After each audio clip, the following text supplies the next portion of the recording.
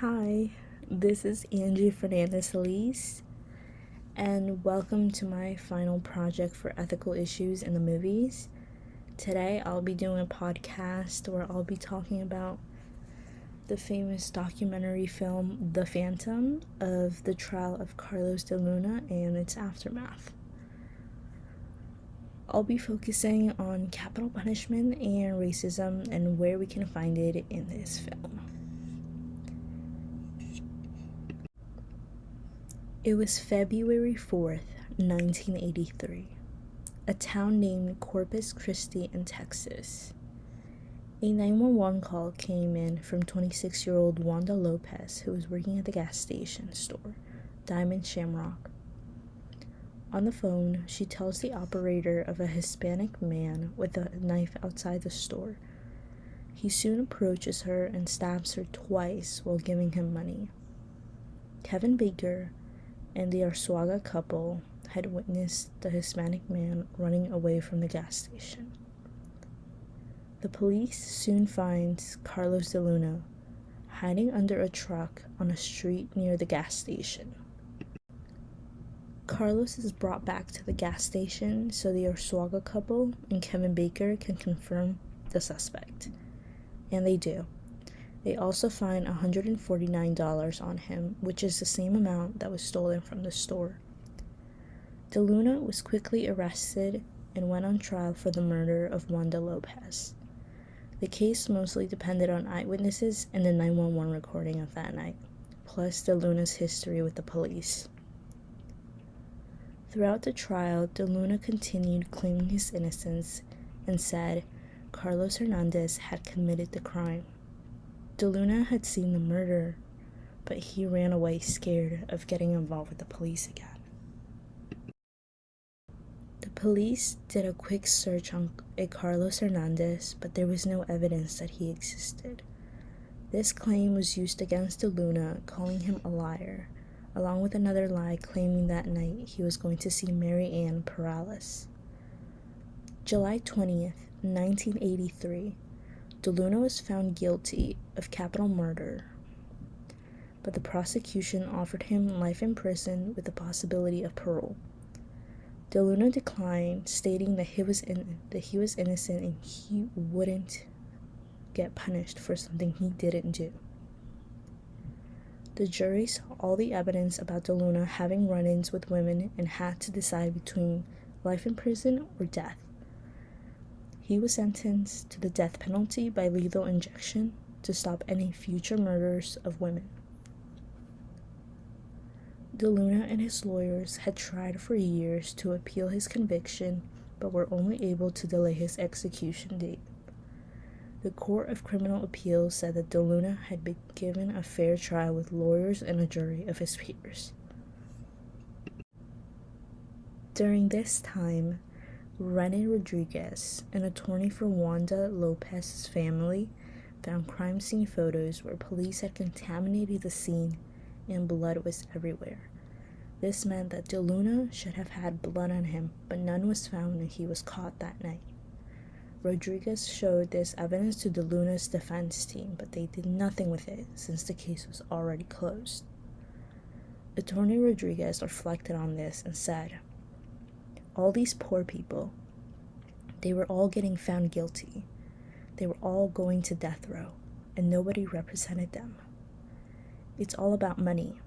If you're poor and you have no money and can't get yourself a lawyer who really gives a shit about your case, you're gonna die."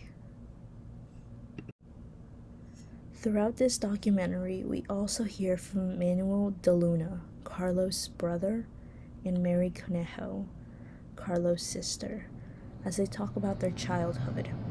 They explain that Carlos was a good kid but fell into the wrong crowd, and his siblings didn't know how to help him get out of there because of the lack of education, and there was no help. On December 7th, 1989, in Huntsville, Texas, De Luna was transferred to the death house, and he was executed at midnight by lethal injection. Karen Beaudry, a reporter that followed De Luna's whole case and became pen pals with him until his execution, also talked about her experience. Beaudry stated that her whole opinion on the death penalty charge changed once DeLuna was executed. She reflected on how people treat each other and easily categorize each other and throw them away like nothing. Then, the documentary skips to 14 years later in New York City, where James Liebman, a Columbia law professor, is doing research on capital cases mainly in Texas to see if there was ever a miscarriage of justice. One of his students told him to investigate the DeLuna case, but Liebman's colleague told him that there wasn't anything worth looking into. So they found another capital case in Corpus Christi, and they hired a private investigator to find out more about it. Liebman also asked the private investigator to look into a Carlos Hernandez if he had any time. The private investigator soon found a file on Carlos Hernandez and told Liebman about how he looked just like DeLuna. Liebman looked further into who this Carlos Hernandez persona was and found that many people in Corpus Christi feared him. His criminal record had a history of robbing stores and violence against women with a knife. Hernandez's record states that he was found with a lock blade buck knife on many arrests, and it matched the murder weapon that was used on Wanda Lopez. Diana Gomez, who was Carlos Hernandez's lover, was interviewed. She said that Hernandez confessed to her about killing Dalia Sauceda in 1979 after sleeping with her in her car. He had strangled her, and on her back he carved the necks from the top to bottom. Police at the time named Hernandez a suspect since he was known to be with Dalia, but they also named Jess Garza as a suspect. Garza was arrested and went to trial for Dalia's murder, but he was found not guilty when a beer can from the crime scene revealed Hernandez's fingerprints. Hernandez doesn't get convicted, and for reasons unknown, he was released by the police. During the interview with Steve Schwitz, he talks about how Liebman presented these files to him and asked him if he knew that Hernandez was real. Steve claimed he knew of a Hernandez that was acquitted of the murder of Dalia, but he didn't know it was that Carlos from the Lopez case. He was also asked about Ken Beaudry, one of the other prosecutors, and about his knowledge about Carlos Hernandez and how violent he knew Hernandez was. Steve said Ken never mentioned anything and continued to tell the jury that Carlos was a phantom. Furthering the investigation, Liebman found a woman named Dina Ibanez. She was the landlady of Carlos Hernandez when he lived in Eagle Pass, Texas. She describes how Hernandez attacked her with a knife, stabbing her in the stomach, and made a promise that next time she wouldn't survive. Dina proceeds to talk about how Hernandez bragged about stopping Dalia and Wanda. He also mentions that the night he attacked Wanda, Carlos DeLuna was there too, but police arrested DeLuna. He made fun of DeLuna for getting arrested because they looked alike. It turned out that everyone in Corpus Christi knew Hernandez had killed Wanda because he wouldn't stop bragging about it to everyone. Liebman then goes on to talk about the evidence that the prosecution used in the trial, which was Wanda's 911 call. But he questioned that there must have been more tapes that involved dispatching the police and the manhunt for the perpetrator at that time. When they asked about the other tapes, they were told that they had taped over them in order to not waste any tape. Liebman and his team tracked down the dispatcher from that night, and the dispatcher said he had pirated a copy of the tape that was 45 minutes long. Using the full tape, the team created a timeline for that night. Sigma Shamrock Gas Station, Corpus Christi, Texas, February 4th, 1983. Both DeLuna and Hernandez were walking to the gas station, and DeLuna had the intention of buying something. Then he needed to head to Stella's. A 911 call came in at 8 p.m. from Wanda, where she said a man with a knife was outside. At around 8:05 p.m., it's estimated when DeLuna runs away from Hernandez in the gas station. At 8:06 p.m., the Arzuaga couple are passing to the direction of the gas station when they see DeLuna running. Julie Arzuaga says DeLuna was wearing dark pants and a white unbuttoned shirt that was flapping. 8:10 p.m. Kevin Baker witnesses Hernandez trying to take Wanda to the back room, so he approaches the store. At 8:12, Hernandez takes off to the right. On the radio, police are giving descriptions of a Hispanic male with a flannel shirt and possibly a gray sweatshirt. And at the same time, another Hispanic male is being described, wearing a white t-shirt, long sleeves, clean-shaven, wave ear-length hair. 8:15, a local resident, Raymond Nunes, hears noises outside, so he looks out the window. At 8:26, he sees one person running and hiding underneath a truck. 8:27 p.m. Then another person comes running down the street. Raymond describes both men being Hispanic. 8:35 p.m. On the radio, officers say they saw someone jumping over a fence at a nursing home. 8:44. A call comes from a person who saw someone hiding under their truck. Police officers stop chasing the other suspect and come to look for the person under the truck, who was DeLuna. 8:51 p.m. DeLuna was caught, then witnesses Kevin Baker and Julie Arzuaga had to identify DeLuna inside a dark cop car, where they could only see the top half of his body. Kevin Baker identifies him as a suspect even though he wasn't wearing a shirt, and he never asked the police where his shirt was or what color it was. Julie also identified him, but she wasn't 100% sure. Robert Stange, manager of the Sigmore Shamrock, is also called by the police to come to the store because there was an incident. Robert was told it was a robbery, but when he looked behind the counter, he saw all the money scattered everywhere. And the police told him they had caught the guy and were leaving the store since the case was done. Near the end of the film, Leifman asks how it's possible the police kept letting him go after so many murders. And he came down to one conclusion. Hernandez must have done favors for the police, and letting him off the hook was how they paid him back. Leifman adds, justice has not done as well as it needs to be done in a lot of cases involving poor criminal defendants, and also when the victim is somebody who is poor and of no account to the police and the prosecutors. The very last scene of the film is an interview with Reverend Carol Pickett. He spent the whole day with Carlos DeLuna up until his last breath.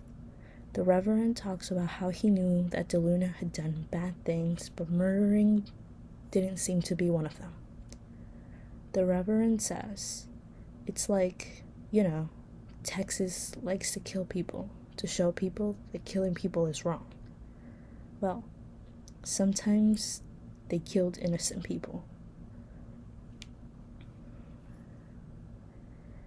Hernandez died in jail of cirrhosis of the liver on May 6, 1999, while serving time for assaulting Dina Ybanez, and Carlos DeLuna never received a formal pardon.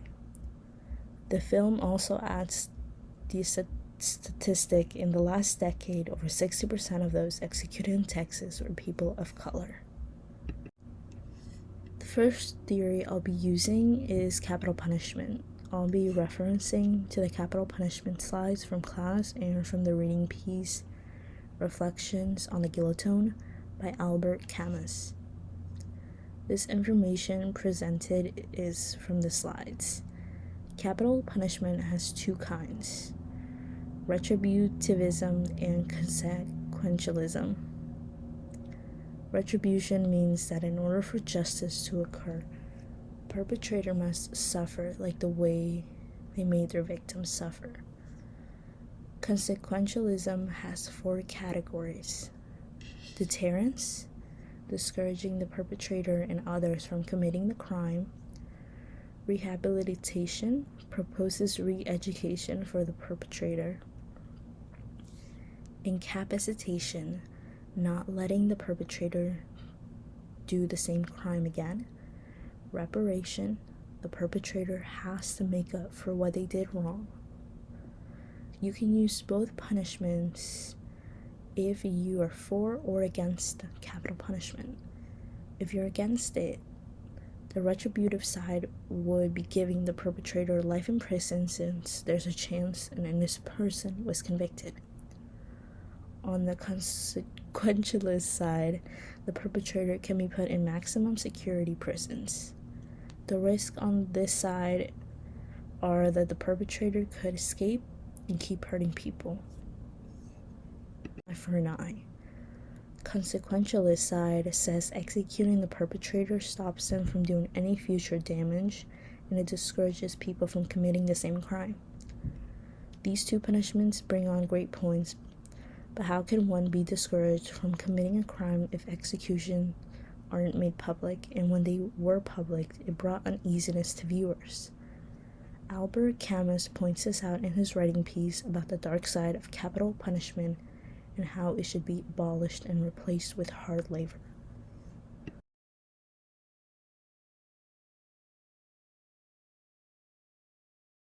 Luna got capital punishment and was sent to death row by lethal injection. This can be seen as siding with capital punishment because on the retribution side, this is an eye for an eye situation. The jury was made up of people that lived in Corpus Christi, so they were enraged with the death of Wanda Lopez because there was no reason for her death, and she left behind a young little girl. Looking at the consequentialism side, this was done so DeLuna could never hurt another woman again. Having him on death row would ease the women in town. There was a moment where DeLuna was given the option to plead guilty and get life in prison with the possibility of parole, but he didn't take it. The second topic I'll be talking about is racism. The definition I'll be using is from the racism slides from class. Under the U.S. Civil Rights Commission, racism is defined as any action or attitude, conscious or unconscious, that subordinates an individual or group based on skin color or race. It can be enacted individually or institutionally. Racism can be defined as racialism, extrinsic and intrinsic racism. Racialism means the idea of biological characteristics being inherited, and this is what can divide our species into races. Extrinsic says there's distinction between races because racial differences have specific moral qualities. Intrinsic distinguishes between races because of the belief of different moral status, independent of biological or psychological real characteristics. These definitions of racisms are brought up by Kwame Anthony Appiah in both of the slides from class in his essay, Racisms. Racism is discussed in the film when the history of Corpus Christi in Texas is brought up. Mexicans and Americans wouldn't get along and it would end with violence, but once rules had been set, it eased some of the tension. The trial of Carlos de Luna can also be considered part of the racism discussion, since there's different angles.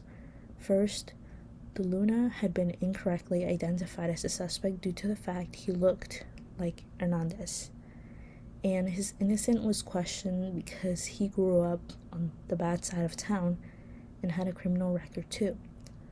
There's also the topic of being Mexican or Hispanic. Many people in the documentary state that the police didn't care about the Spanish community because it didn't have an impact on them. This is also why Wanda Lopez's murder wasn't as investigated either. She wasn't considered important because she was Mexican and poor. Police just wanted to blame someone and close the case for good. So when evidence came to light proving de Luna's innocence, even his own defense team decided not to do anything. Nobody wanted to open the case. There's a lot of neglect on this case and trial, which sadly affected people because it wasn't considered important. One can say we see the intrinsic racism because the officers and lawyers pretty much disregarded everything since the Hispanic community wasn't of their interest. I really enjoyed watching this documentary because I'm into criminal cases, and just learning that there are so many miscarriages of justice in this country shocks me. It saddens me because it also fuels my desire to want to know more and see how to help and speak out more about these issues. Side note, I just want to say thank you so much for an amazing class professor. The topics were very interesting and I enjoyed looking for them in the films too. I hope you have a great summer too. Well, that's all I have for this podcast. Thank you for listening.